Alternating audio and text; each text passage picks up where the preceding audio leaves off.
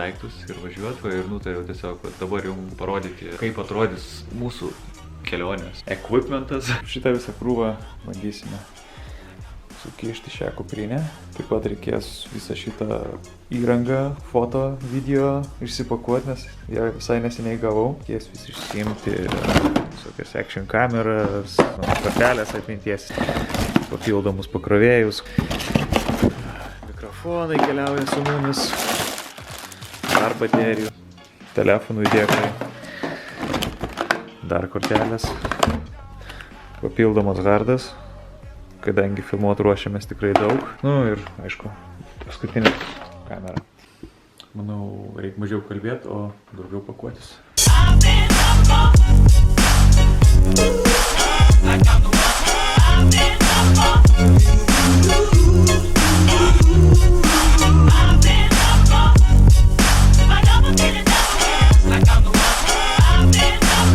Rytą New York'e faktiškai pradedam tradiciškai. Kepu egiptietišką kiaušinienę, arba bent jau man taip atrodo, kad jinai taip vadinasi. O Širkas visus savo kremukus užsiklijavo su izoliacija, o dabar nežinau kiek laiko viską bando užsiklijoti. Antras rytas New York'e. Vakar iš tikrųjų daug nefilmavom, kadangi norėjom šiek tiek pailsėti po skrydžio ir tiesiog šiaip iš esmės pasidžiaugti pačiu New York'u. Tai iš tikrųjų buvom galbūt ir šiek tiek pavargę, norėjome šiek tiek aklimatizuoti, tai tiesiog šiek tiek pavaikštinėjom. Labai daug nieko nefilmavome, o šiandieną eisim pasivaikščioti po Manhattaną, eisim į Times Square, eisim per Bruklino tiltą. Tai va, bėgam į traukinį ir važiuojam į Manhattaną.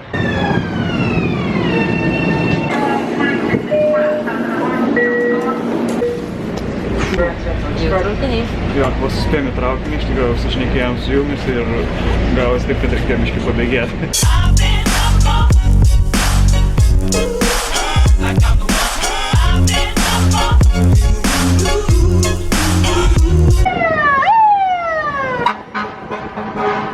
Nepraeiname ir kosmetikos parduotuvių. Tikrai kažką nusipirksim.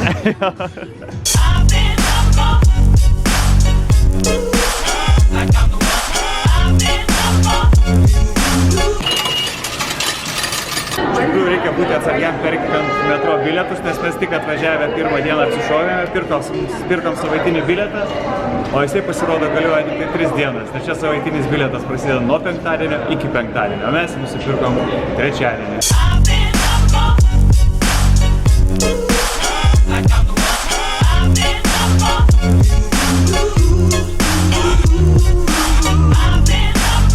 Važiavom į Brukliną, sėdim dabar tiesiai priešais Manhattaną, prieš visus dangoraižius. Ir iš tikrųjų sėdėdami atsiminėm mūsų atvykimo istoriją, kuri tokia gal pakankamai gavosi juokinga. Tai mes šiuo atveju važiavom pas draugus, bet mes tiksliai neatsiminėm adreso. Tiksliau jisai buvo Messenger'ai, o aš galvojau, išlipsiu oro uoste, prisijungsiu prie Wi-Fi'aus ir pasižiūrėsiu, koks tai tenais adresas, bet taip paprasčiausiai išlipus ten jokio interneto nėra. Ir gavosi taip, kad mūsų nenorėjo praleisti, nes aš, kaip sakant, negalėjau pasakyti, kur mes gyvensim. Tai teko eit prašyti apsaugyrio, kad leistų prisijungti prie Wi-Fi'aus, pašėrintų hotspotą, bet dėja jis to nenorėjo padaryti. Bet aš žiūrėjau, kad buvo fainas bičas, tai bent jau jis leido paskambinti mano pusseserei į Čikagą.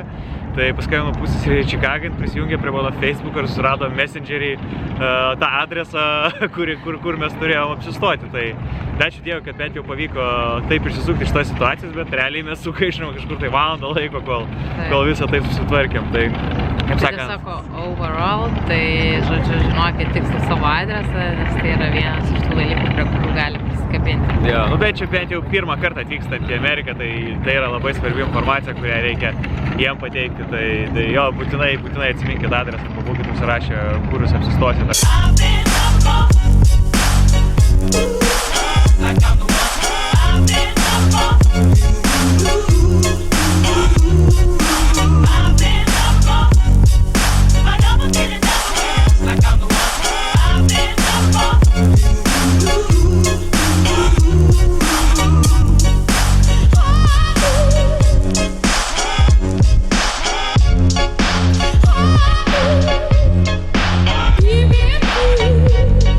Kai Amerikoje ruošiasi važiuoti prezidentas iš darbo, tai iš esmės uždaromos visos gatvės. Visa gatvė uždaryta, visi įvažiavimai, išvažiavimai irgi uždaryti. Nežinau, 100 policininkų, daug dėmesio ir visiškai nėra eismo. Trumpas žiauriai mėgsta dėmesį. Ir dar piko metas, nes grynai po darbo.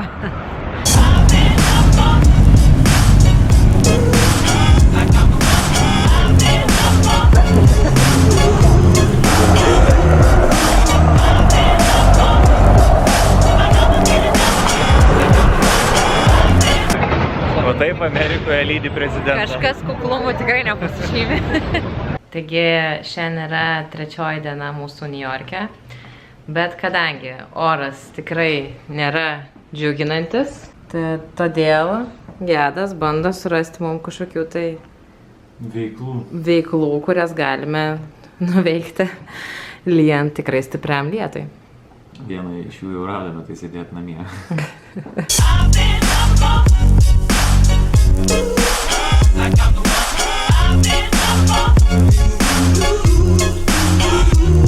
Kadangi šiandieną turėjom daugiau laisvo laiko namie, nes pralyjo visą dieną, nutarėm iš tikrųjų pasiieškoti pramogų, kurios būtų nemokamos. Ne tai, kad pramogų, bet lankytinų vietų, nes šiaip viskas gan daug kainuoja.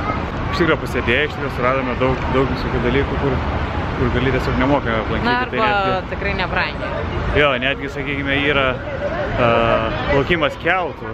Jisai visiškai nieko nekainuoja, tiesiog tave nuplukdo ir po to atgal gali parplaukti, pamatyti Laisvės statulą.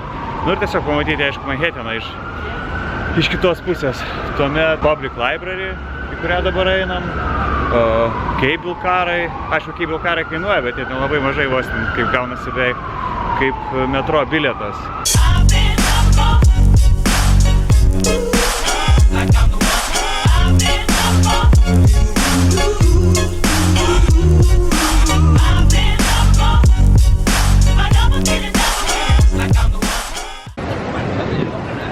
Taip, einam į Lego parduotuvę. Hello. Vaikystėje visada susidurdavo su problema, kad trūkdavo detalių. Čia galima jų nusipirkti atskirai.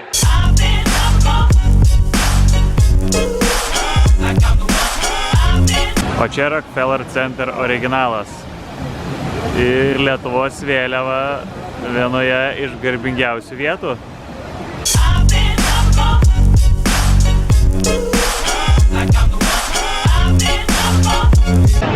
Prisėdom šaušinę Times Square. Aš suvalgyti ledų, gerti kavos ir sukreimti sausainį. Ir šį kartą Times Square šiek tiek gyvesnis.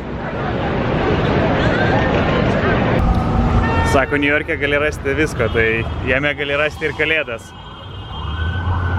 Sveiki. Šiandien vėl šiek tiek vėliau išvažiavom į miestą, kadangi vakar šventėm. Vakar šiek tiek pašventėm iki 5 ryto. Bet kadangi buvo labai smagu, tai nesigilim. Dabar varom į žymųjį Empire.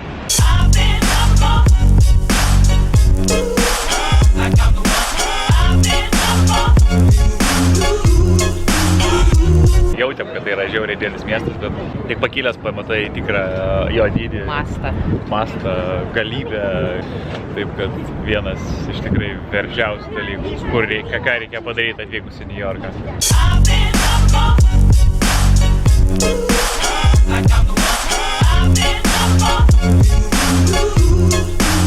Lipam iš Empire State Buildingo laiptais.